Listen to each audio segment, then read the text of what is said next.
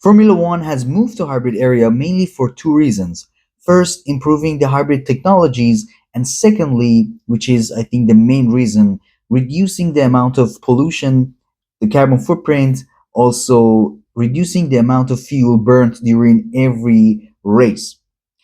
I'm gonna do a little bit of calculation to see how much fuel they're actually saving during the one season to see if it really makes sense to remove the V8s with that glorious sound and if it's really possible to bring back the V8s, V10s, or even V12s.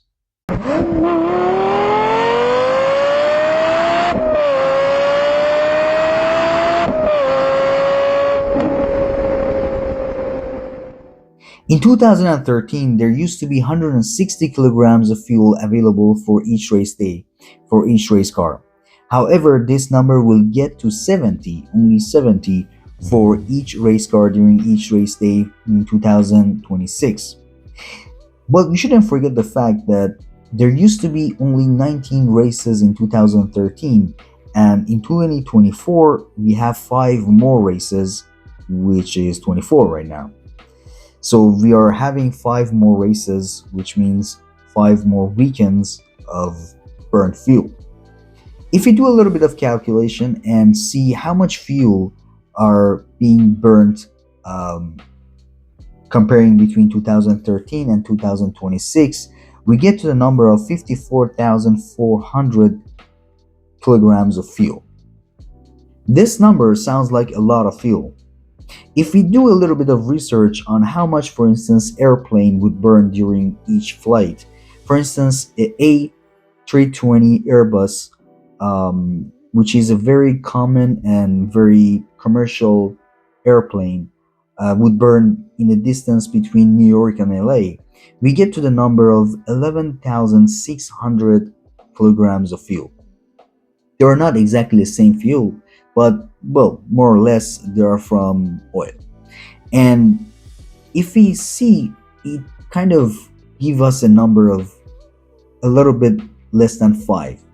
So in more than a decade, precisely 13 years of research and development, Formula One gets to save 5 less flights in about thousands of flights that there are every year. The number of 5, only 5 flights, made me think of this argument. What would happen if we only reduce one race of the calendar, far from Europe, for instance, US or Far East Asia? Actually, we can save more than 5 flights.